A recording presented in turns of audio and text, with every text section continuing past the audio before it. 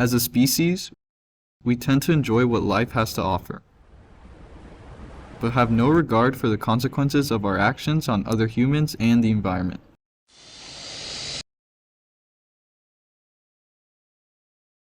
Have you ever stopped to think about how the things you enjoy came to be? Where are the resources coming from?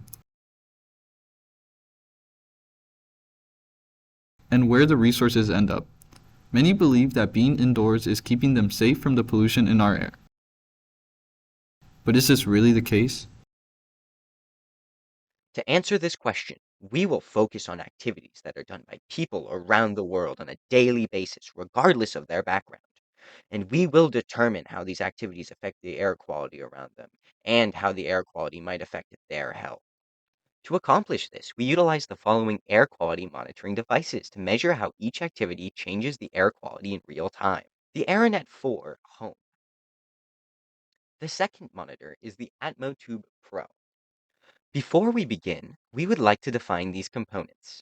CO2, or carbon dioxide, is a colorless, odorless gas found in our atmosphere, and CO2 accounts for 80% of the greenhouse gases emitted by the US from human activities. Particulate matter is categorized into the size of the particles. PM10 are inhalable particles that are very small, measuring around 10 micrometers. PM2.5 is even smaller, measuring 2.5 micrometers. Finally, VOCs. They have high vapor pressure and low water solubility, meaning chemicals easily dissolve in them. They are also up to 10 times higher in concentration in indoor settings.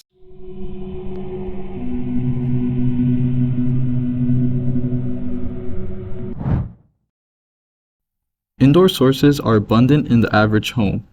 CO2 sources that might be inside your home include exhaust from cooking, low ventilation in a room, smoke from the fireplace, and exhaust from transportation.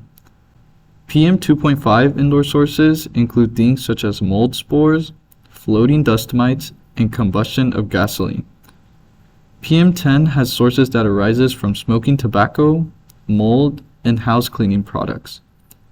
VOCs can be produced in your home when painting walls, placing air fresheners, heating appliances, and disinfectants. These are all sources that can significantly reduce air quality in your own home. The first activity we'll investigate is cooking. Cooking is the first step of the day for many people around the world, and it can be a main source of indoor air pollution in our everyday lives. According to Dyson, cooking can produce varying levels of VOCs and particulate matter, which all have a negative impact on your health. CO2 can also be in elevated levels in a room or around a room where cooking is taking place. Gas stoves are a main culprit to this pollution. To prove that air quality can be negatively affected by cooking, we decided to measure different variables of air quality around cooking and in other areas while cooking was taking place nearby. Through the data collected, it can be seen that CO2 increases. This makes sense since near a gas stove, more CO2 is being generated from the burning of natural gas, along with low ventilation, which causes health hazards. You can also see that the particulate matter increases near and around cooking areas. This is logical since cooking causes many particles to be released into the atmosphere through the food being cooked in aerosol form, which becomes harmful to human health. It also affects the people in the area near the kitchen since the particles travel far and create a hazard to people not in the kitchen. Cooking can cause health issues, which impacts less fortunate communities due to tight living spaces since they have a harder time getting the harmful pollutants out.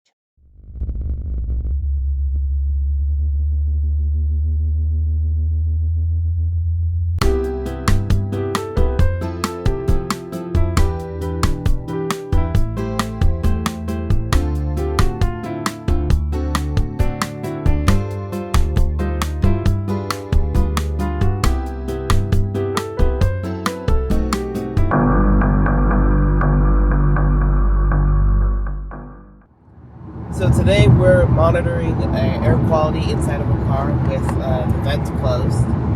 The sensors are here, and we've been driving for around 15 minutes. So right now we're going to open the car vent right here, and then we're going to see the change in air quality that happens when the vents is open and outside air can come in and inside air could go out. As seen in the data, driving with air recirculation on led to a massive spike of CO2 of up to 2655 ppm in a 2019 Honda Fit in the span of an almost 30-minute drive consistently. Meanwhile, driving the car when the concentration was at 2600 ppm and then switching to outside air coming in through the vent made the concentration fall to around 600 to 800 parts per million in the span of 10 minutes.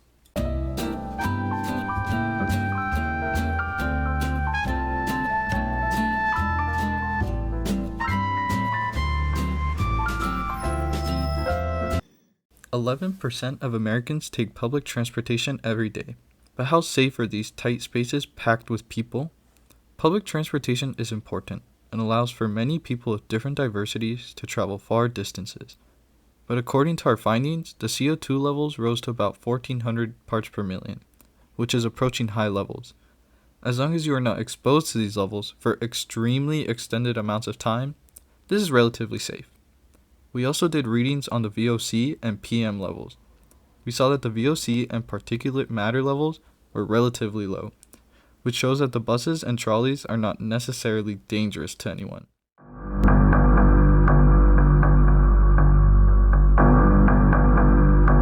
Sometimes people light fires in their house for reasons such as heating up their home, aesthetics, or just to relax, unknowingly causing themselves to be potentially in an environment with high levels of air pollution.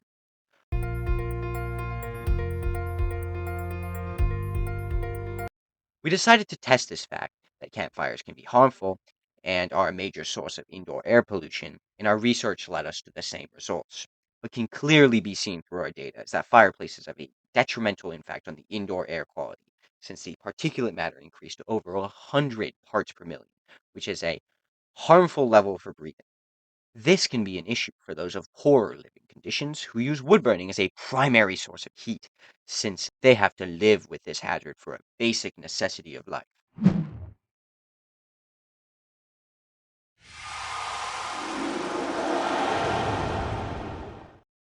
Indoor smoking, a dangerous habit in which 25.8% of smokers do it indoors, which is a dangerous habit for those participating and the people around them.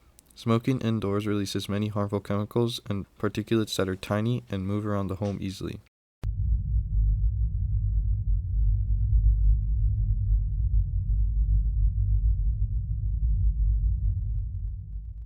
We decided to test the claim of the harm of smoking indoor environments, and we were shocked by the results. From all the data we collected, this data was the most egregious, showing an astonishing average of 467 parts per million for PM1, 555 parts per million for PM2.5, and 631 parts per million for PM10. This is over 60 times higher than the average amount of PM2.5 recorded in a bedroom with no ventilation. Low circulation can also make the residents more likely to breathe a larger amount of particulate matter and chemicals because of the amount of smoke that builds up.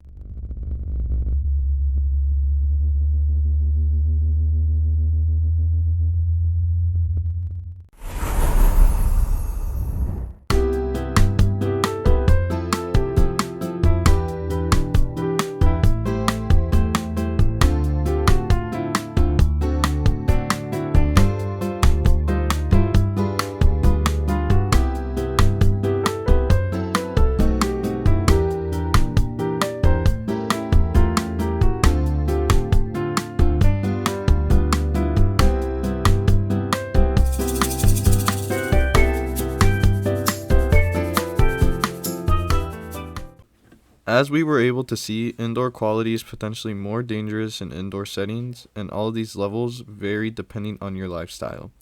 There are many existing efforts to help mitigate these problems, and one of them is the creation of air purifiers. To improve indoor air quality, we recommend limiting or completely eliminating its sources, increasing air ventilation by any mechanical system, or opening doors and windows, which can be the best way to fight indoor pollution, or just buying air cleaners.